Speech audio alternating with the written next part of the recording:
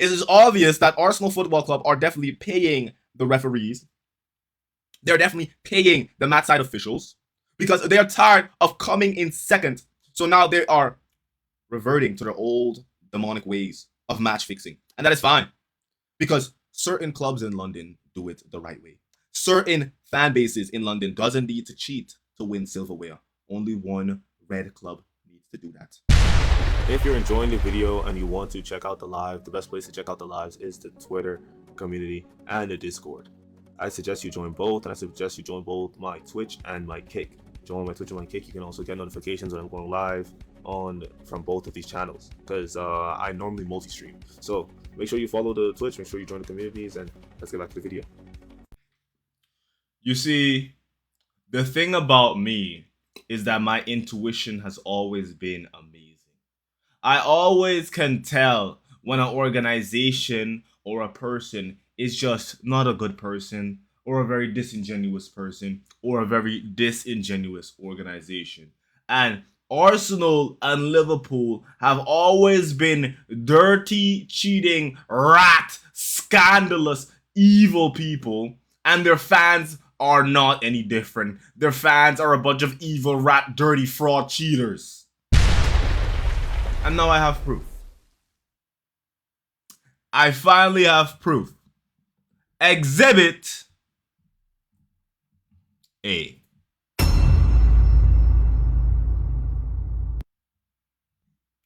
Arsenal, the video is titled by Terry Flewers, Arsenal and Liverpool cheated, leaked, email exposed. PGMOL and Howard Webb. Let's get into it. Michael Oliver has been called out. Michael Oliver has been exposed as a cheat according to 2 ex-referees. Well. Not surprised. 2. Not surprised. And we're also going to take a look at what I consider to be almost a fraudulent take on a big penalty decision for Arsenal at the weekend. One that I didn't think was a penalty until I heard a very interesting take, and it makes complete and utter sense. And this is being ignored, and it's being brushed under the carpet. And again, we are being lied to. Please like, share, and subscribe. They're going to try and bury this content as far down as they can. Of course they are. Because Arsenal always lie to their fans. They don't care about their fans. The Arsenal Football Club and the Liverpool Football Club, all they care about is money. They're money-hungry, broke bastards. They're evil institutions. They come from the pit of hell fully. And they're in cahoots. We know they are. The media, all of them, they're in cahoots on this, and we need you to share it. We need you to put it in your group chats. Get as many people involved as you can. Make sure you're liking this video because I'm bringing the truth to you. I'm bringing the truth to the people who deserve to hear it. If you still decide to be a dirty, scoundrel, evil Arsenal fan after this, I can't save you. Only the good Lord can. Only the higher powers can help you and put you on the straight and narrow. Because what I'm going to show you, in my opinion, is a bit mad. Now, the first thing I want to look at is this here. A referee will assess the incident based on the following criteria. This is taken from an extract, which is everything to do with an elbow. So getting a yellow card for an elbow. If you look into the law of fouls and misconducts, 3 things have to be assessed. Was it careless? Was it reckless? Or was there violent conduct or excessive force? And we'll go into each of those in a moment, but it's very, very important that we go through that first, okay? Because all of them are fouls, but each determines how severe the punishment for the foul is. Yeah. That should make sense. It makes sense to me. Hopefully it makes sense to you. Okay, they're all fouls. So the first criteria is careless. If the contact is purely accidental with no lack of intention or consideration for the opponent, no card is typically given, just a foul. If it's deemed reckless, if the player acts with disregard for the danger of an opponent, a flailing arm without malicious intent but still making contact, a yellow card must be issued for unsporting behaviour and dangerous play. Okay. So if you get caught really hard in the face with an elbow, but that they're not trying to elbow you, it can be considered reckless. Yeah. And then you have excessive force and violent conduct. If the player deliberately uses their elbow as a weapon to strike the opponent, especially in the face and head, this is considered an act of violence and warrants a red card. Yeah. So when you go back to the penalty that Arsenal fans wanted at the weekend, I said no. I said, no, it's not a penalty. He's gone to head the ball. He's brought his arms back. It's a natural motion, and he's headed the ball. On the stream we did on the Football Terrace, my main channel, if you want to come check it out, that'd be great and amazing. Yeah. On Monday, we do a show called Six Sided. It's one of our podcasts.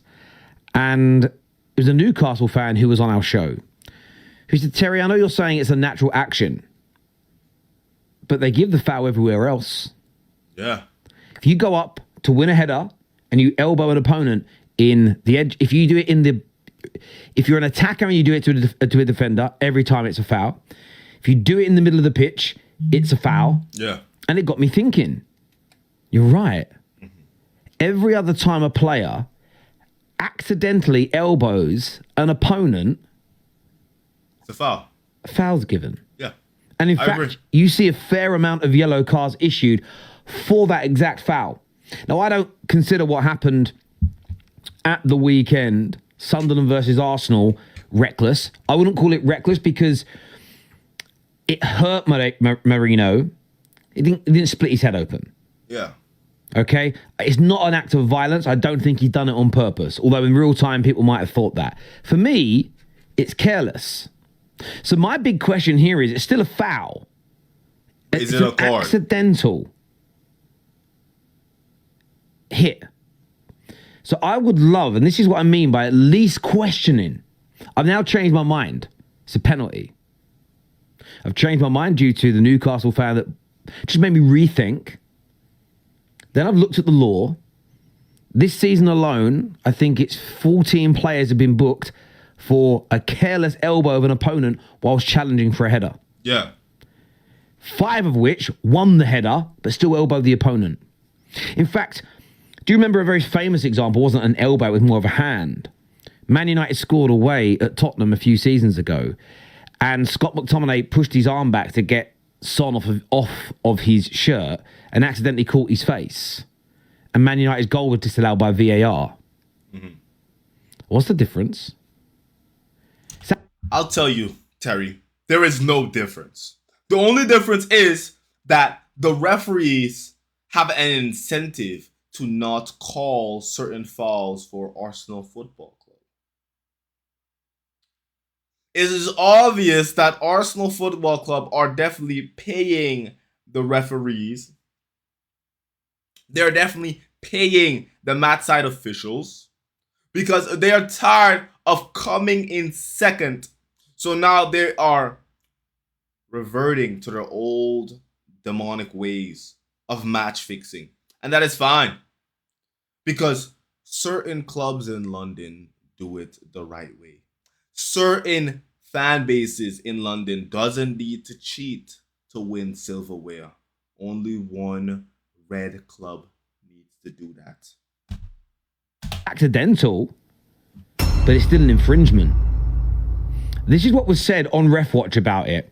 Take a listen to this.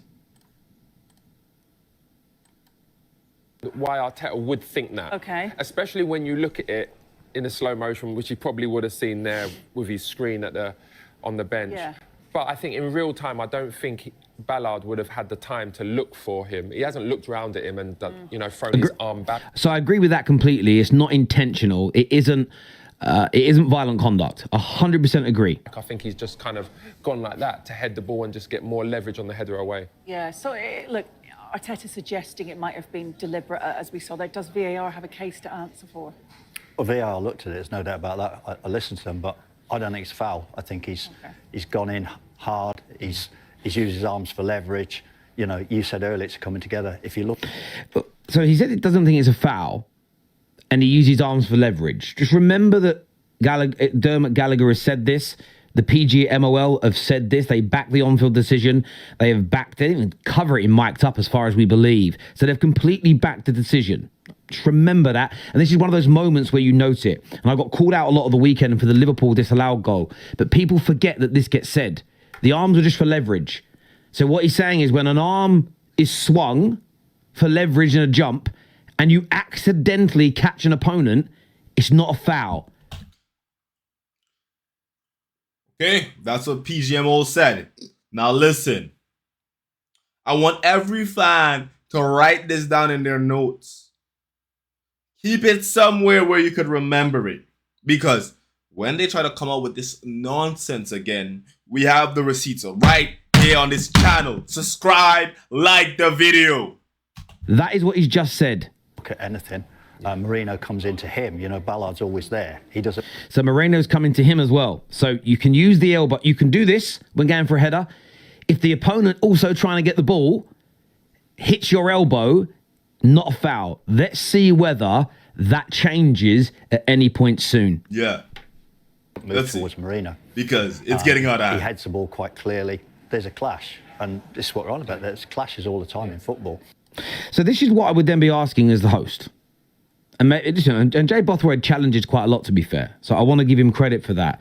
But this is when the host should be saying, this is what Sky Sports should have ready to at least educate us and to challenge Gallagher. And they should be doing this on the Premier League, should be doing this on mic'd up. Yep. What should then happen is 3, 4, 5, 6 examples of exactly what Gallagher has said. Accidental clashes where a player has accidentally elbowed somebody whilst trying to win a header, trying to fight them off their shirt. Where the player's jumping up in the air straight and the attacker's jumping sort of more of a diagonal angle to both try and win the ball, and the guy that wins it accidentally elbows him. They want to show examples of that, where yellow cards have been given, where free kicks in dangerous areas have been given, and they need to ask what is the difference. They need to explain why one is a foul, why one isn't. Why if it's in the middle of the park, it's always given. Why if it's in the box, it's not. That's how you at least educate us. That's at least how we understand whether decisions are being made consistently. Yeah. It's an absolute nonsense. And I apologize for maybe dismissing this a little bit at the weekend. Maybe I should have relooked at it. I didn't think. But that's the way they gaslight you. All of us get it. Yeah. They do gaslight. And that's the problem. They gaslight you. They try to treat you like you're stupid. They try to act like you're crazy when you call out the clear injustices done by PGMOL, by the officiates, by the real Red Devils, the Red Devils of London, those cheating bastards. It happens to us. You go, yeah, it's accidental. It's not a foul. And then you realise they're booking people left, right and centre for it everywhere else on the pitch. Yeah.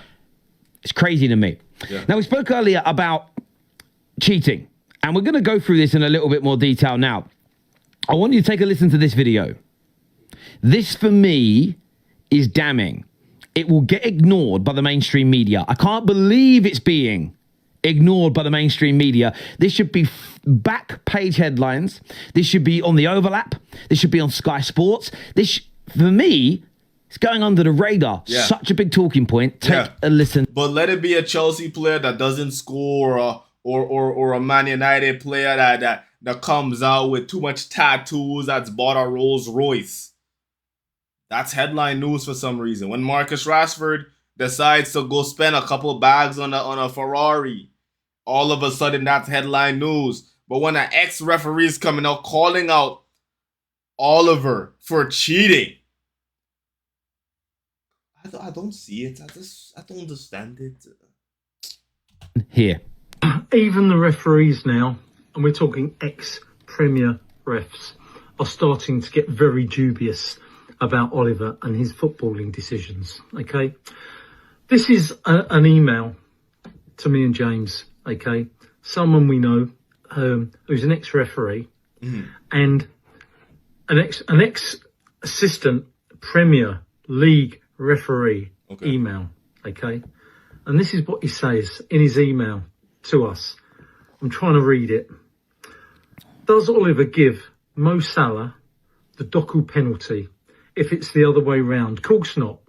And we know he doesn't disallow the VVD goal if it's a City player, because he has given the identical goal for City twice in the last 4 seasons. And as we shared that the other day, you've got the Akanji goal that we mentioned already. And then, of course, there was the goal against Wolves as well. We've discussed these on the terrace before, so we know that they've been done. And we've gone through it, and it's very, very provable how similar these situations are. And we spoke about this last night here on Terry Fluer's TV, that suddenly moving out of the way of the ball could distract a goalkeeper, is what they're saying. Where prior to that, they've said it doesn't matter about distractions. It doesn't matter about anticipations or putting a goalkeeper off mentally. It's only if you physically touch them. So we have seen that. And this is 2 ex-referees, 1 ex-Premier League assistant referee sending this email. So let's get back to it.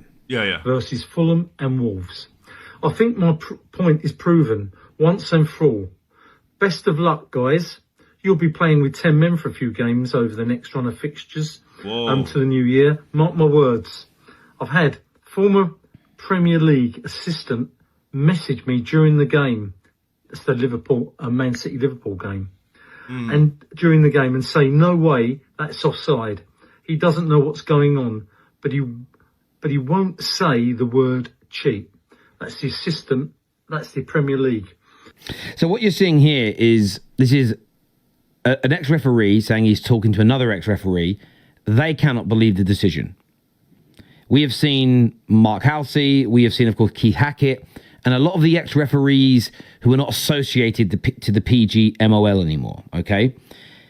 Also, isn't it just embarrassing how Liverpool have these referees in the corners and you're still losing all these games? Your club has fallen off. Your club is shit. Okay, you guys have people in your corner cheating for you and you're still losing? You're an embarrassment to football. Liverpool Football Club is an embarrassment to football. Oh my gosh. the same thing. Stonewall goal. No debate. For all the reasons we've given here. What you've now got in this scenario is this ex-referee saying, this is an ex-Prem referee that's saying this is dubious, this is strange, that so many of these decisions are going the way they are. He's stopping slightly shy of saying the word cheat, but massively implying it. Assistant referee, he won't call Oliver out to be a cheat. But this is from an ex-referee, okay, sending me the message from another ex-assistant Premier referee. They know Oliver's cheating. They won't say it. They're all too scared. There's a little clique of them. They're too scared. There's a referee cabal in the Premier League, and it's being controlled by the Red Cartel. Arsenal and Liverpool Football Club, have you no shame? This is what I talk about when I say we can see that some of these games are rigged. We can see that some of these games have a little bit of help in certain teams' favors. But when we call it out, the fans try to gaslight us. The media tries to gaslight us. The media has no time, has no time, no patience for Chelsea, for a Man City, for Man United. All of their signings have to do amazing. All of their signings have to be great. But when it comes to Liverpool and their signings, they play softball. When it comes to Arsenal and their players, they overrate them. I've shown you guys all you need to see. It's clear there's bias in the media for certain clubs. And I don't think this bias is going anywhere anytime soon because there's a cabal. There's a cabal at the top that want these clubs at the top. Maybe they're Liverpool fans. Maybe they're Arsenal fans. We don't know. Let me know in the comments if you have been a victim of this cheating.